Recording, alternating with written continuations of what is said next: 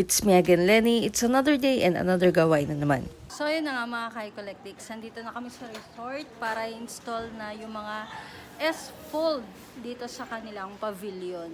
So hindi lang para sa bahay yung mga S-Fold, pati na rin dito sa mga events place. At dahil sobrang busy nga ang Team iCollectics, ay ngayon lang ulit ako nakapag-edit ng mga videos. So ito pala ulit yung mga gamit na iniready namin. So dito pala namin i-attach yung S-Fold curtain sa pinaka-kisame. Bali dito lang sa side na to ang sa kisame, pero yung dalawang face ay doon na talaga sa dingding. Matatamaan kasi nung pangsara, kaya doon sa kisame yun i-attach. And ayan, piniprepare na nga namin yung mga gagamitin namin doon sa i-install na S-Fold. So bibili kami nito, double adhesive tape with foam.